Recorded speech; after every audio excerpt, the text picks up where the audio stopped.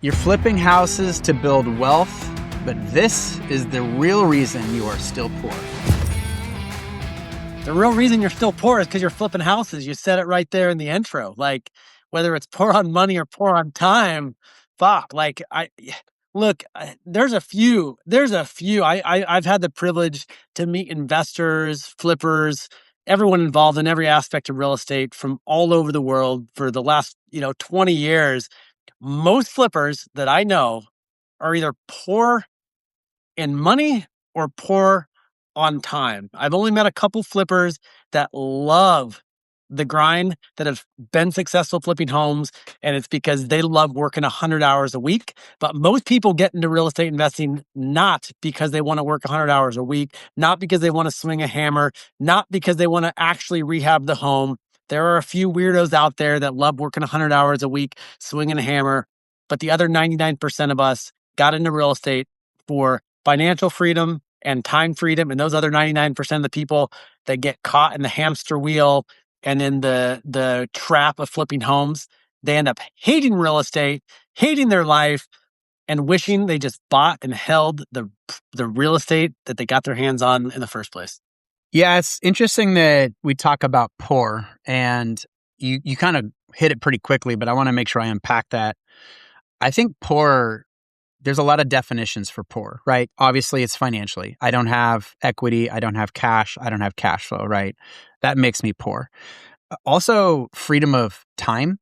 If you're flipping houses, even if you have contractors doing the work, you're still putting a lot of work into that. You're working with contractors, you're picking out finishes, you're project managing things. Like you don't have freedom of time. And something else too, because we always talk about freedom of time, freedom of lifestyle, freedom of travel. There's one other big freedom that I think a lot of people don't talk about. We don't talk about it enough. And actually, it's actually our first investor that brought this up. He goes, I want freedom of attention.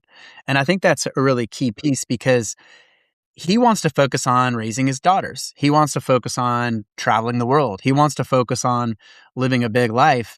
And even if you have contractors that are flipping a house for you, right?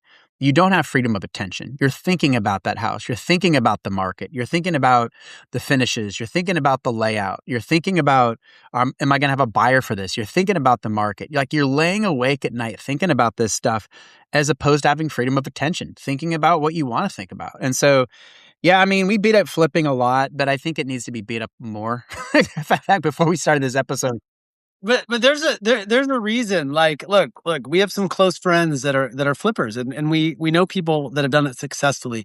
But part of the problem, and it is a time thing. Look, people get into real estate because they want financial freedom. But I've had a lot of conversations through the years, and for the most part, one layer deeper than financial freedom is people do want time freedom. I like the freedom of attention that you talk about, but time freedom has really been my North Star because, early on, I got into real estate thinking it was all about building wealth. And there is an aspect to that. But I had this innate belief I wanted to be wealthy. I believed that real estate would be my path to being wealthy and to give me that financial freedom. But I remember being on a walk thinking, like, why is this so important to me? And it really did come down to time. I wanted to own my time. And so I've been really cautious with like how I invest in real estate. And one of the things I chose not to do is to be swinging a hammer, to be flipping homes, and I think a lot of people get into real estate with good intentions. It's not uncommon to maybe flip a home or self-manage or do these things, very DIY, do it yourself. Yeah, that's right. DIY. Initially, but I think the challenge is people get stuck in that, right? And if they got into real estate to be financially free and ultimately for time freedom, and they wanted out of the rat race of maybe a W-2 or a corporate job or whatever it is that they wanted out of the rat race from, and then they just put themselves in a new rat race, they're not actually free. And so I think what the challenge is replacing one job for another job. And I've seen that happen so many times. And I can't tell you how many countless flippers that I've known and know today that got in for good intentions. They got in with the intention to, like, maybe I'll flip a couple and then buy a property, flip four, hold one. But then 10 years go by, 20 years go by, and they've made this money and they've spent this money. And at the end of the year, 10 years, 20 years, they still own no assets. And assets are where you build wealth. So it doesn't matter how many homes you flip. It doesn't matter how much money you make. If at the end of the year, 10 years, 20 years, you own no assets. You have no cash producing assets. All you've done is worked. And even if you've built great systems and have great teams, it's still a job. You've created a job, not building wealth. And there's a huge difference between making money and building wealth. And that's just a trap I don't want to see people get into, because most people get in that trap and they hate it. I can't tell you how many recovering flippers that we come across that are like, I wish I would have just held the real estate that I bought. Even if I've purchased 1/4 of the homes and just kept them, I'd be in a better place today than I would have been. And that's the message I want to put out to our listeners. Like, flipping may be a good way for some people to start. I didn't start that way. I don't think you started that way. I don't think Mitch started that way. But those that have often fall in that trap and they never get out. If you like what you're hearing on this podcast and want to come and hang out with us, as well as other members who are scaling in cash flow real estate, you've got to check out our Elite Mastermind. Inside, we've got investors who own hundreds of millions of dollars in real estate and are doing amazing things. We'd love for you to come join us. Click the link below. Well, actually, I kind of started that way. I mean, I thought building spec houses was a good idea. That was like 2007. My timing was great. I ended up just getting my ass handed to me because we went through the Great Recession. But yeah, I mean, you bring up a good point. I think a lot of people, first of all, flipping is like, if you want to be really good at it, it's freaking nuanced. We need to understand, they like, people like this finishes, they like this layout, they don't like this layout. Here's how you can make it nice without spending a lot of money, et cetera, et cetera. But I'll tell you, like, unless that's all you do every single day, you're not going to be good at it.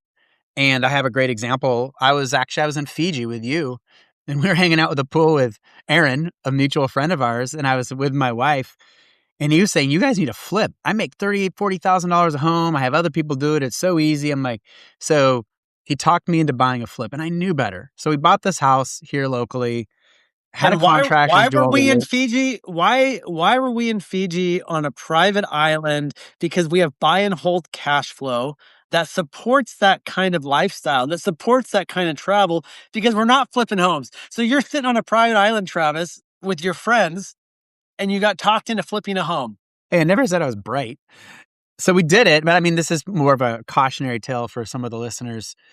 Like, bought the house, thought we were, I think at the end of the day, we just sold it a few months ago. We'll make like $30,000 on it because there was change orders. And then, we found this in the crawl space and this in the attic and et cetera, et cetera. And then the market did this and interest rates did that. And we couldn't really control the end value. We couldn't control the buyer demand. We couldn't control what that house would eventually sell for. By the way, with commercial assets, you can through forced appreciation. So like I put a lot of time into this thing and like time and attention. And at the end of the day, I made $30,000. Some people might think that's great. That's, by the way, taxed at ordinary income. People forget that too. Like, people forget taxes. Taxes are the number one expense in life. And if you are doing things that are tax inefficient, which is flipping, which is building spec homes, potentially doing those types of things, you're paying up to half of what you make to Uncle Sam to then turn around and blow it, which is what they do. Whereas large commercial assets, you can force appreciate it, grow equity. You can access that equity tax-free, or you can sell it into a 1031 exchange. You're holding the asset usually. You're getting lifestyle cash flow. You're getting time of attention, freedom of attention, freedom of travel. You're getting all of that through long-term held real estate. And so, yeah, I think there's too many variables with flipping. There's always cost overrun. I want to dig into that a little bit, because you're like, hey, we still made 30 grand. But first of all, how much time and energy and money did you put into that just to make that? And also, I know that you've created $1 million in equity in properties in a short period of time that didn't require the same amount of time, energy, and money than it spent making the 30 grand. And not only that, there's a lot of other people who've done the exact same exercise you have flipping a property, and they break even. They spend 2 years of their life agonizing hours, arguments with their spouses and with contractors and all these things to break even or even lose money. I spent 2 years of my life doing this, and then I broke even. 2 years of my life in this, and I was negative 20,000. So fortunate enough for you, you made a little bit, but not everyone. That's not always the outcome for everybody. And how much easier was it for you to create $1 million of equity in a commercial property versus $30,000 in maybe if it sells, I'll make some money? Yeah, I think that's probably the most important point to take home by listening to this. And I've got two examples. Yeah, there's my example, right? Every mobile home park we buy, we want to make sure that within 18, 24 months, we're up $1 million. But in that 8 to 24 months, we're not busting our ass. We're not swinging hammers. We're not managing contractors.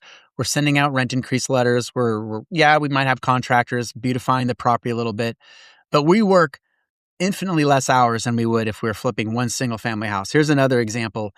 When Mitch and I bought one of our first mobile home parks, we knew, because we understand force appreciation, we understand how to create the net operating income, how to increase the net operating income, which then in turn you can get multiples on your valuation. We understood those fundamentals. And we had a friend that was building a fourplex, right? That sounds like a good investment. I'm going to build a fourplex.